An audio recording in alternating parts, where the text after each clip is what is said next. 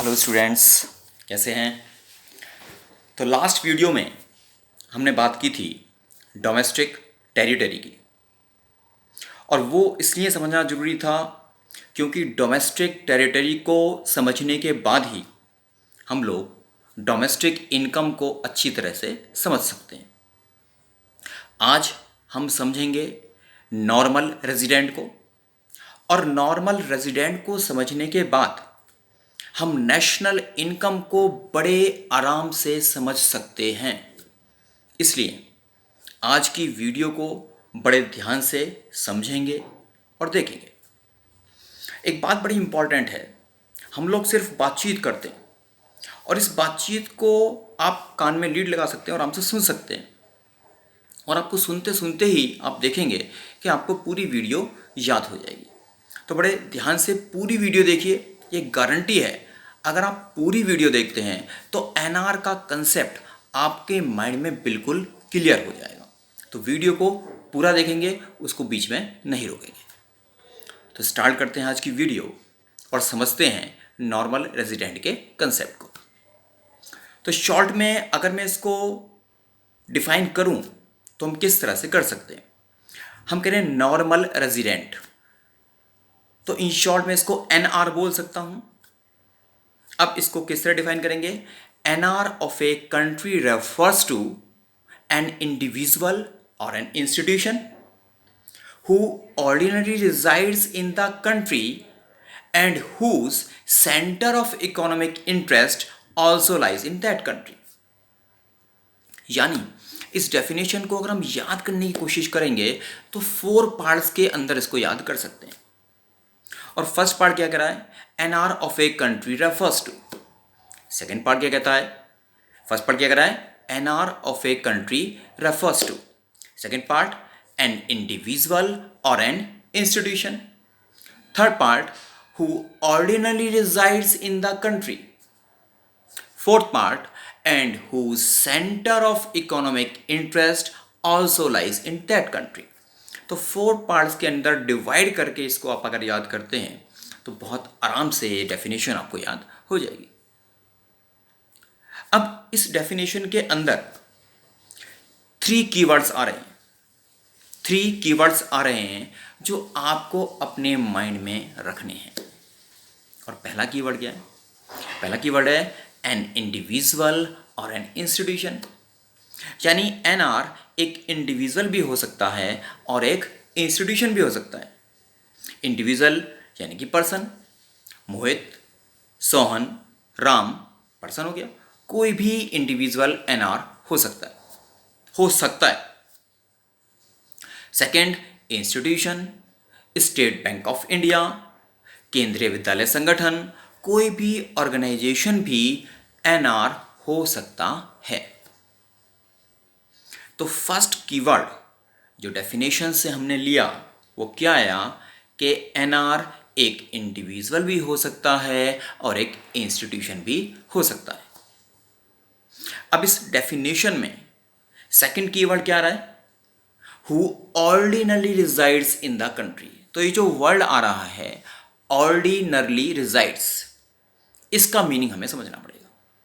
अब ordinarily resides का मतलब क्या है कि वो उस कंट्री के अंदर मोर देन 1 ईयर से ज्यादा रिजाइड कर रहा हो। यानी जिस पर्टिकुलर कंट्री का वो एनआर बनना चाहता है वो उस कंट्री के अंदर मोर देन 1 ईयर से रिजाइड कर रहा हो, यानी वो उस देश के अंदर 1 साल से ज़्यादा टाइम से रह रहा हो।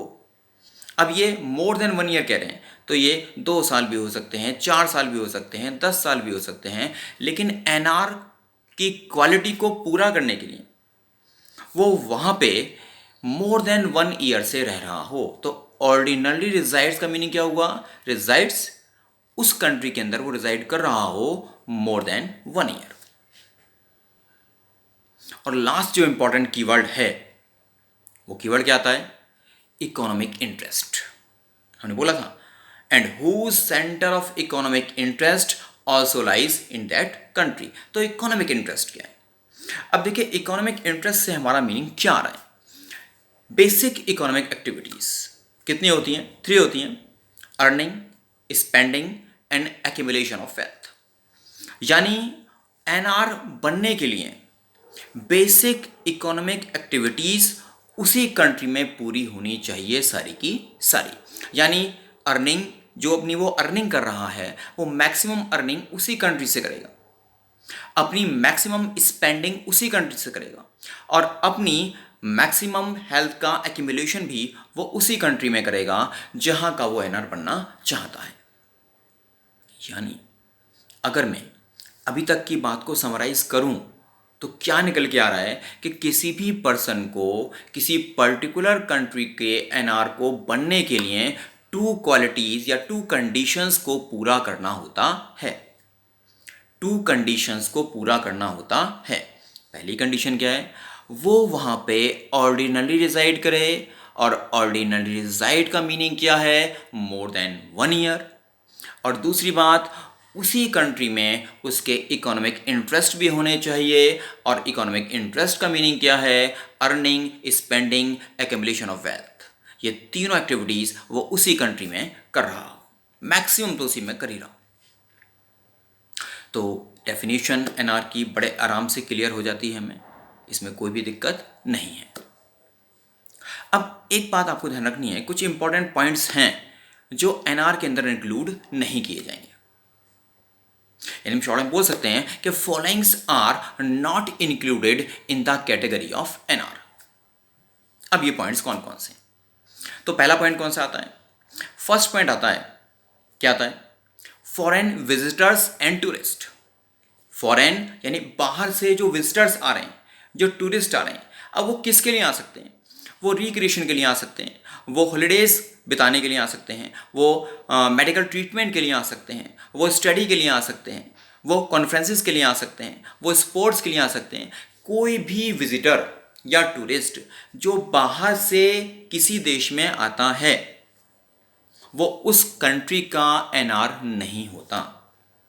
जैसे इंग्लैंड से क्रिकेट टीम इंडिया में खेलने के लिए आई, तो क्या वो इंग्लिश क्रिकेट टीम इंडिया का एनआर हो जाएगी? नहीं, बिकॉज उसका मोटिव यहां से अर्निंग, स्पेंडिंग, एक्यूमुलेशन नहीं है, उसके इकोनॉमिक इंटरेस्ट यहां पे नहीं है, उसके इकोनॉमिक इंटरेस्ट तो अपनी ही कंट्री में है। तो पहला पॉइंट बिल्कुल क्लियर है, फॉरेन विजिटर्स एंड टूरिस्ट जिस देश में घूमने के लिए जाते हैं, जिस देश में खेलने के लिए जाते हैं, वो उस देश के एनआर नहीं होते। अब सेकंड पॉइंट ध्यान आता है, ध्यान में रखना है हमें, और वो क्या रहा है? Foreign staff of embassies, officers, diplomats and officers of armed forces. ये जो दूसरे कंट्री के होते हैं ये भी उसी कंट्री के एनआर माने जाएंगे जिससे ये बिलोंग करते हैं। जिस देश में ये अदर कंट्रीज में जॉब कर रहे हैं तो ये उस कंट्री के एनआर नहीं माने जाएंगे, ये उस कंट्री के ही एनआर रहेंगे जिस कंट्री को ये बिलोंग करते हैं। Number 3 point, international organisations. Example आपके सामने, WHO, IMF, international monetary fund, WHO। अब ये जो इंटरनेशनल ऑर्गेनाइजेशंस हैं ये जिस देश में सिचुएटेड होती हैं, लोकेटेड होती हैं, ये जिस कंट्री के अंदर लोकेटेड होती हैं, ये एनआर वहाँ के नहीं होते। एग्जाम्पल लेते हैं, WHO का ऑफिस दिल्ली में है, तो WHO का ये ऑफिस कहाँ पे लोकेटेड हुआ? इंडिया में। लेकिन ये, और हमें बात पता है कि एनआर पर्सन भी हो सकता है और एक क्या हो सकता है? इंस्टीट्यूशन भी हो सकता है। तो WHO क्या हुआ? इंस्टीट्यूशन। तो आप में से कुछ लोगों को ऐसा लग सकता है कि WHO इंडिया का एनआर हुआ, लेकिन यहां पर ही ये ध्यान रखना है कि जो इंटरनेशनल ऑर्गेनाइजेशंस हैं ये किसी भी कंट्री में हों उस देश के एनआर नहीं होते, क्योंकि ये इंटरनेशनल एनआर होते हैं, किसी भी कंट्री के एनआर नहीं हो। अब बहुत important, employees of international organisations, यानी जो WHO का ब्रांच दिल्ली में है उसमें जो लोग काम कर रहे हैं, जो एम्प्लॉयज हैं, वो कहाँ के एनआर होंगे? तो बिल्कुल सिंपल ध्यान रखना है, अगर WHO का ऑफिस इंडिया में है और इसमें इंडियन ही वर्क कर रहा है तो वो एनआर कहाँ का होगा? इंडिया का। इसमें कुछ भी सोचने की आवश्यकता नहीं है। लेकिन जो दूसरा पॉइंट है कि अगर उस ऑर्गेनाइजेशन के अंदर फॉरेनर्स वर्क कर रहे हैं तो वो एनआर कहाँ के होंगे। तो दो तरह से ध्यान रखेंगे। अगर फॉरेनर्स दिल्ली में जो WHO का ऑफिस है उसमें कुछ फॉरेनर्स वर्क कर रहे हैं और उनका पीरियड लेस देन 1 ईयर है, 1 साल से कम है, तो वो कहाँ के एनआर कहलाएंगे, जिस कंट्री को वो बिलोंग करते हैं। फॉर एग्जाम्पल, अगर अमेरिकन WHO के ऑफिस में वर्क कर रहा है तो वो एनआर कहाँ का होगा, अमेरिका का। अगर जैपनीज WHO के ऑफिस में वर्क कर रहा है और लेस देन 1 ईयर की हम बात कर रहे हैं तो एनआर कहाँ का होगा, जापान का। लेकिन अगर इन दोनों पर्सन्स को इंडिया में जो WHO का ऑफिस है वहां पर वर्क करते हुए मोर देन 1 ईयर हो जाए तो ये एनआर कहाँ के कहलाएंगे, दोनों इंडिया के एनआर कहलाएंगे। तो बिल्कुल सिंपल है। अभी तक कितनी बात की हमने, फर्स्ट बात क्या की थी, फॉरेन टूरिस्ट की, फॉरेन विजिटर्स की। नेक्स्ट कंसेप्ट हमने क्या लिया, foreign staff of embassies, officers, diplomats, officers of arm forces, जो फॉरेन कंट्री के होते हैं वो इंडिया के एनआर नहीं कहलाएंगे, ठीक है ना। फिर थर्ड कंसेप्ट क्या था, इंटरनेशनल ऑर्गेनाइजेशंस, वो भी एनआर नहीं होते, इंटरनेशनल एरिया के एनआर होते हैं। और लास्ट कंसेप्ट क्या आया था, एम्प्लॉयज ऑफ इंटरनेशनल ऑर्गेनाइजेशंस। और लास्ट हमारा इसमें जो इंपॉर्टेंट पॉइंट है जो हमें ध्यान में रखना है वो क्या है, border workers.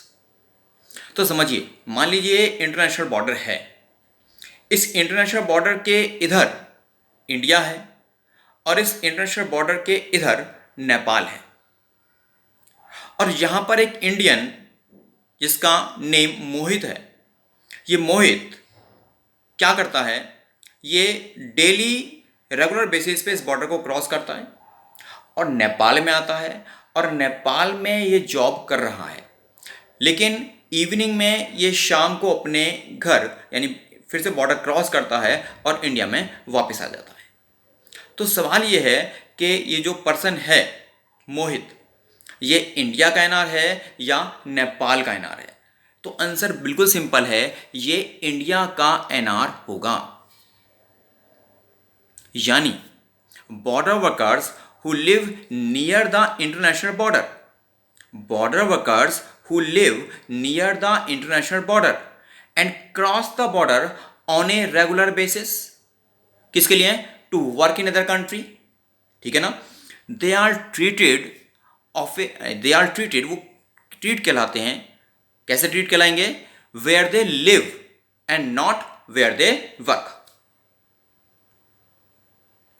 They are treated as NR of a country where they live and not where they work. वो वहाँ के एनआर कहलाते हैं जहाँ वो रहते हैं, जहाँ वो जॉब करते हैं वहाँ के एनआर नहीं कहलाते। तो बिल्कुल सिंपल, बड़े आराम से आपको समझ में आ रहा हो। कुछ एग्जाम्पल्स लेते हैं, आपको कंसेप्ट और क्लियर होगा। फर्स्ट एग्जाम्पल लेते हैं, a Japanese tourist who stays in India for 2 months। अब जापानीज का टूरिस्ट है जो इंडिया में 2 months के लिए आ रहा है, तो पहला ही वर्ड क्या है, टूरिस्ट आती क्या होगा, हमें क्लियर होगा ये टूरिस्ट है जो इंडिया में आया है, तो इंडिया का एनआर नहीं होगा। कहाँ का एनआर होगा, जापान का एनआर होगा। सेकेंड एग्जाम्पल लेते हैं, Indians going to Pakistan for watching the cricket match. अब कुछ इंडियंस हैं जो पाकिस्तान गए हैं क्या करने के लिए, क्रिकेट मैच को देखने के लिए। तो अब इनका मोटो क्या है, इनका मोटो इकोनॉमिक नहीं है, ये तो एंटरटेनमेंट के लिए गए।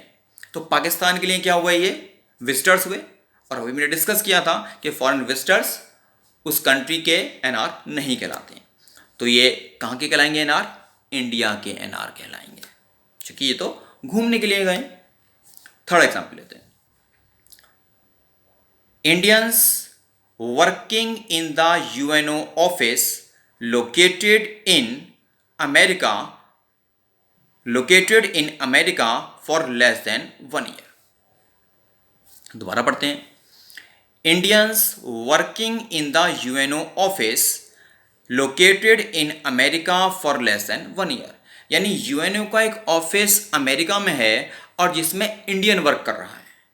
तो मैंने आपको समझाया था अच्छी तरह से एम्प्लॉयज वाला पॉइंट, ठीक है ना। अब है कहां पे, अमेरिका में, राइट। लेकिन वर्क कौन कर रहा है उसके अंदर, इंडियन। लेकिन वो जो पीरियड है वो कैसा है, लेस देन 1 ईयर। तो 1 साल से कम के टाइम के लिए तो ये इंडिया का ही एनआर रहेगा।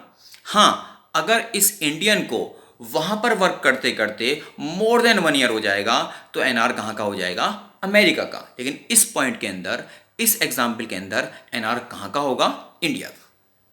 एक लास्ट एग्जाम्पल लेते हैं। Indians employees working in WHO located in India. Indian employees working in WHO located in India. अब क्या आ रहा है यहां पे, एग्जाम्पल को देखिए जरा। डब्ल्यूएचओ का ऑफिस इंडिया में ही है और इसमें इंडियन ही वर्क कर रहा है। तो जब हमने बात की थी कि वर्कर्स ऑफ इंटरनेशनल ऑर्गेनाइजेशंस, तो मैंने आपको समझाया था कि अगर ये वर्कर इंडियन ही होगा, यानी कि डब्ल्यूएचओ के ऑफिस में इंडियन ही वर्क कर रहा है, तो मैं कुछ भी नहीं सोचना है ये कहां का एम्प्लॉय होगा, कहां का एनआर होगा, इंडिया का एनआर होगा। तो आज की इस वीडियो में हमने एनआर के कंसेप्ट को बहुत इजी लैंग्वेज के अंदर, इजी एग्जाम्पल के साथ समझने की कोशिश की है। वीडियो अगर आपको पसंद आ रही है तो वीडियो को लाइक जरूर कीजिए, चैनल को सब्सक्राइब जरूर करें। बिकॉज अगर आप चैनल को सब्सक्राइब कर लेते हैं तो फटाफट से नोटिफिकेशन, जैसे ही वीडियो अपलोड होता है उसका नोटिफिकेशन आपको मिल जाएगा। हाँ, एक बेल आइकन को भी दबा दीजिए, नोटिफिकेशन आपको मिल जाएगा और आप जैसे ही वीडियो अपलोड होगी आप उसको देख सकते हैं। यह गारंटी है, अगर आप वीडियो को पूरा देखेंगे तो जो भी कंसेप्ट डिस्कस किए जाएंगे वो आपके मन में बिल्कुल ही क्लियर हो जाएंगे। और वीडियोस के थ्रू हो रहे हैं ये, यानी हम किसी पीपीटी का यूज़ नहीं कर रहे हैं। जस्ट लाइक स्टोरी की तरह हम लोग स्टडी कर रहे हैं। पूरा 12th क्लास का इकोनॉमिक्स, इंडियन इकोनॉमिक डेवलपमेंट और मैक्रो इकोनॉमिक्स, इसी तरह से अगर आप एक वीडियो को 2 टाइम्स पूरा देखते हैं तो गारंटी है आपको पूरा का पूरा चैप्टर याद हो जाएगा। आज के लिए इतना ही। डीडी सर विकी शर्मा को गुड बाय। हाँ, आप इस क्लास को जो हम आपको पढ़ा रहे हैं नाम से सर्च कर सकते हैं। जैसे कि कंसेप्ट हमने डिस्कस किया है नॉर्मल रेजिडेंट, तो आप यूट्यूब पर डाल सकते हैं क्या, normal resident by DD sir या विकी शर्मा सर, तो आपका वो कंटेंट बहुत जल्दी से मिल जाएगा। वीडियो देखने के लिए, हमारे साथ बने रहने के लिए थैंक यू, बाय बाय।